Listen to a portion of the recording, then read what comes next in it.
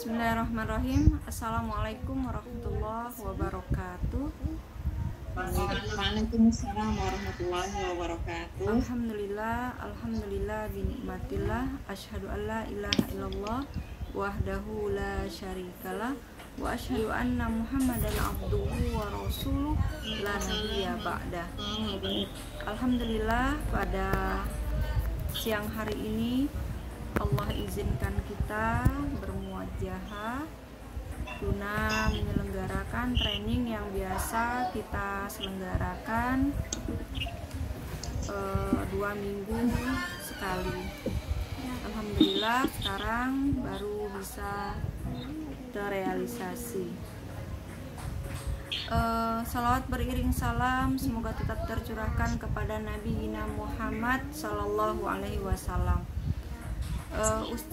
Ustadz dan ustazah semuanya, ya, ada beberapa hal yang perlu Bu Nurul jelaskan di sini, ya. Yang pertama adalah sebuah kondisi di mana kita mengajar yang pertama tidak secara langsung, ya, itu digarisbawahi bahwasannya kita mengajar tidak secara langsung, artinya kita tidak bisa memastikan apakah anak paham, apakah pembelajaran berjalan dengan baik atau tidak, apakah pesan yang kita sampaikan itu nyampai atau tidak,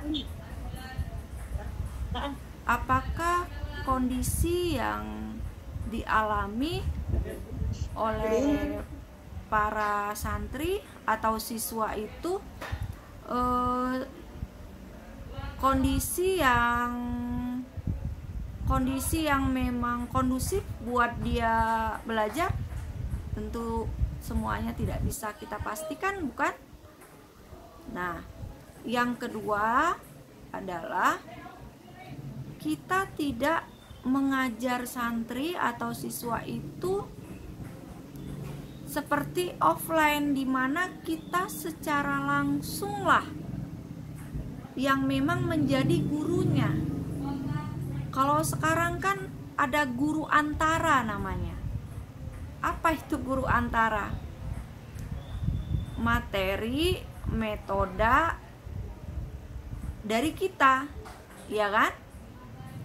Tapi pengeksekusiannya itu orang tua,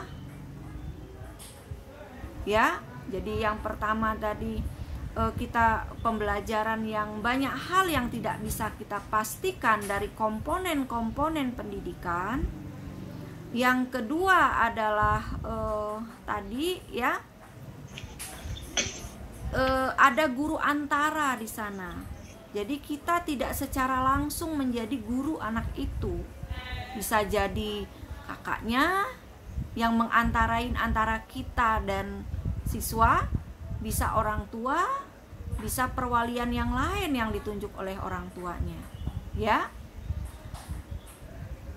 Kalau dia tadi guru antara, artinya tidak semua guru, ya, tidak semua guru yang mengantarai antara kita dan siswa kita itu mengerti akan siswa, mengerti akan materi, mengerti akan metode, ya enggak? Ya. Nah, yang ketiga adalah kita ini, ya, berjuang dalam dunia pendidikan di tengah krisis, di tengah kondisi yang tidak stabil. Ketidakstabilan apa? Kesehatan. Ketidakstabilan apa? Ekonomi. Itu semua membuat ketidakstabilan sosial, ketidakstabilan individu, ya enggak? Nah, dengan pertimbangan di antaranya 3 hal tersebut, Maka saya menjelaskan kembali kepada seluruh guru dan seluruh kepala unit, kepala sekolah, di bait Qur'ani, ya, target dari pembelajaran kita adalah yang pertama anak taat kepada Allah. Apa ustazah semuanya? Anak taat kepada Allah. Nah, ini indikatornya muncul dari kesadaran taat. Kesadaran sholat, kesadaran berwudu, kesadaran tutup aurat, kesadaran duha, ya kan? Jadi muncul kesadaran taat, itu yang kita kejar. Yang kedua adalah berbakti kepada orang tua. Muncul kesadaran untuk taat sama orang tua, berbakti kepada orang tua. Indikatornya apa? Kesadaran membantu orang tua, kesadaran untuk tidak ngomong tidak kalau orang tua sudah memerintahkan, menjawab dengan kata yang ma'ruf. Yang ketiga, nah ini yang harus dipahami oleh ustazah semuanya. Ya, target yang ketiga adalah anak senang belajar. Jadi kita tetap mempertahankan anak itu selalu belajar. Dia senang belajar.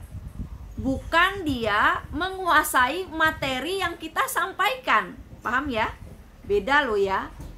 Beda loh ya. Sangat beda sekali. Bikin anak itu senang belajar. Mau apa aja pembelajarannya, bikin dia senang belajar.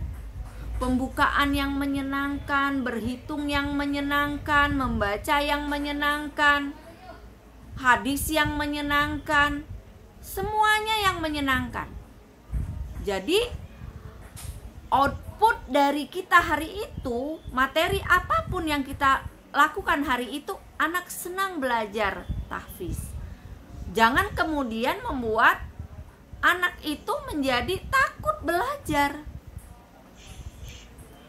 Nah, kalau begitu jangan pernah ustazah semuanya ya memberikan bintang 5 buat anak yang lancar, bintang 4 yang AE-nya 2, bintangnya 3, misalnya bintangnya 3, AE-nya separoh, bintangnya 2, yang lancarnya cuman 1/4-nya. Ini bikin orang tua stres. Anak orang bintang 10, anak orang bintang 7, anaknya bintang 1. Remuk itu anak. Bisa kupingnya nggak lagi nempel di sini, dikuali nanti kupingnya. Jadi kita jangan sampai bikin orang tua menjadi stres. Sampaikan kepada seluruh orang tua, ibu-ibu sekalian, yang terpenting adalah yang pertama, Ananda belajar hari ini. Terlepas dari berapa banyaknya dia belajar, yang terpenting hari ini dia sudah senang belajar.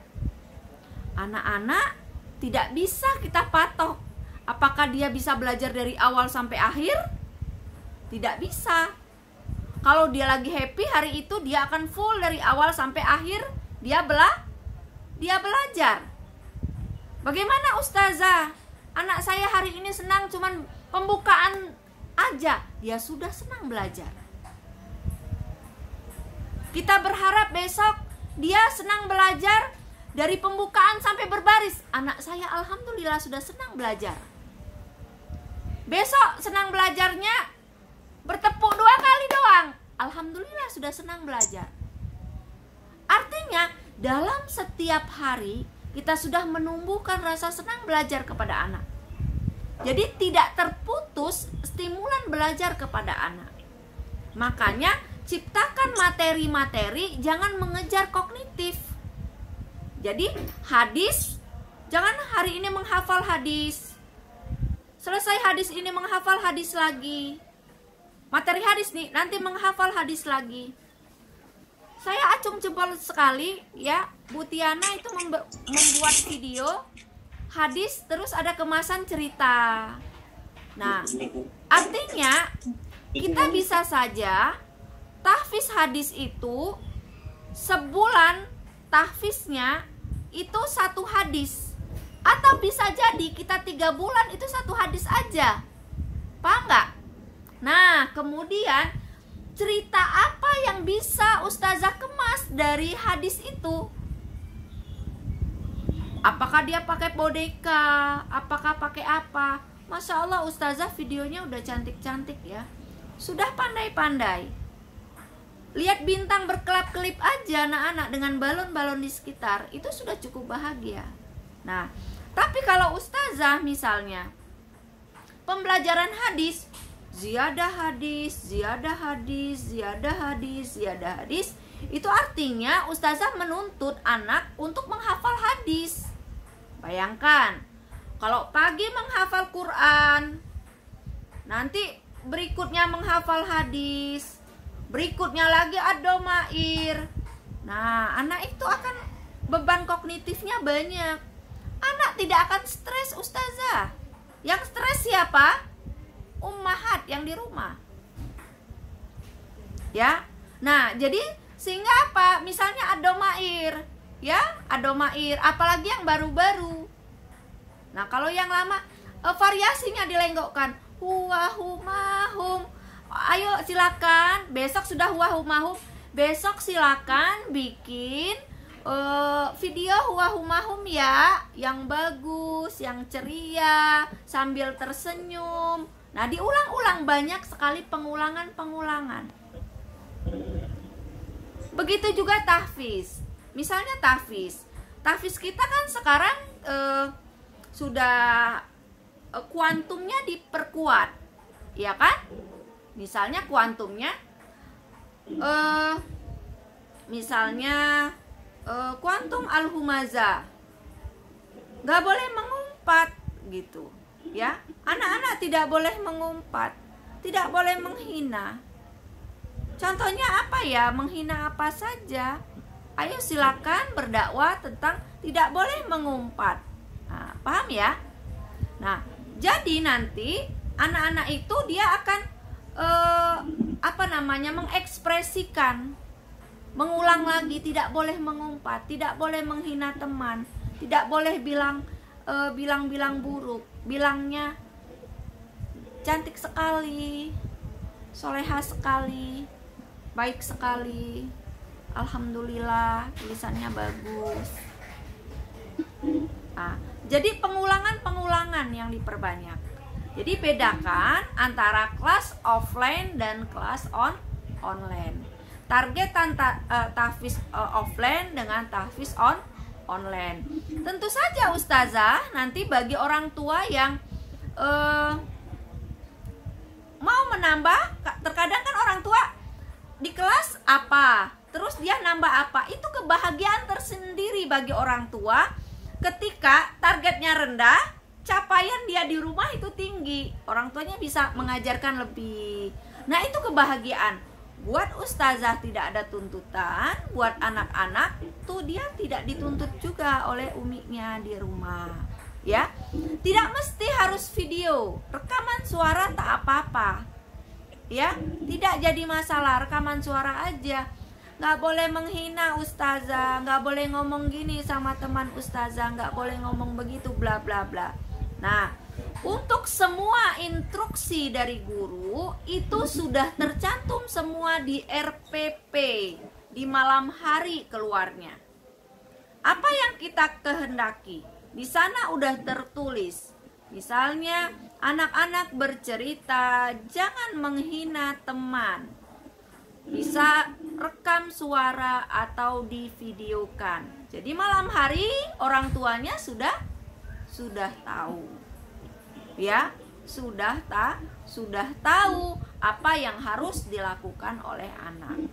Sehingga kendala HP 1, ya kan? Anak ngadat, orang tua bekerja, anak sama asisten, ya, ada gangguan-gangguan yang lain, itu dia nggak setoran hari ini, boleh nggak setoran besok? Boleh, ya, kita boleh.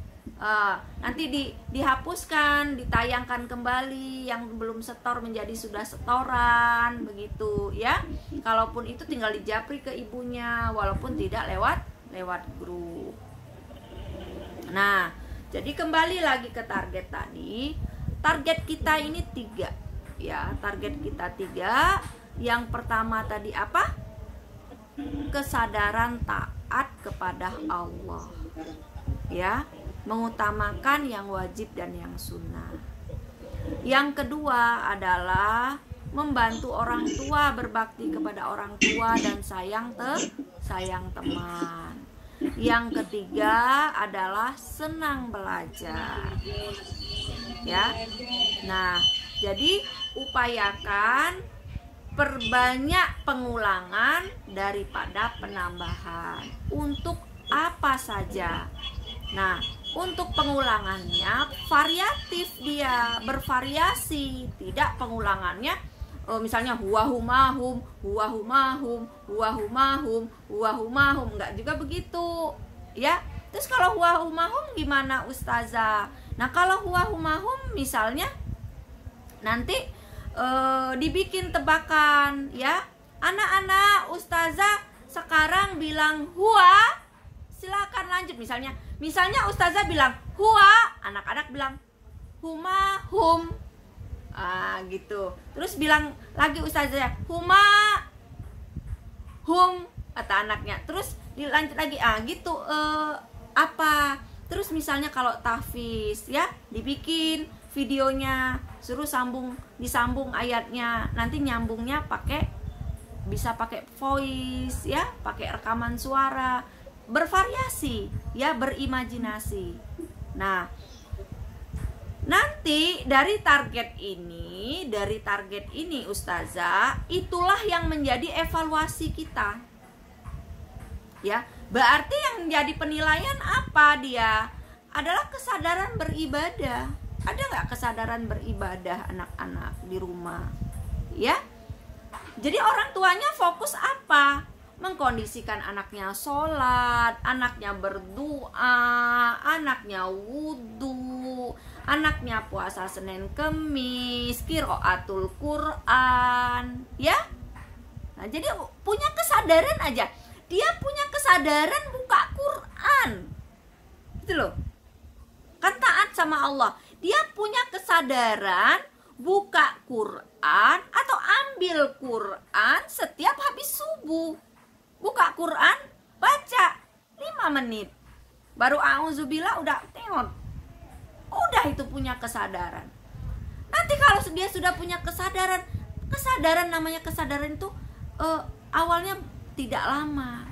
Nanti sadarnya lebih lama dia. Nah, dengan target yang minimal, kalau sudah senang, orang tua merasa mudah, dia optimal mengkondisikannya, anaknya merasa mudah, dia senang belajarnya, hasilnya akan menjadi banyak.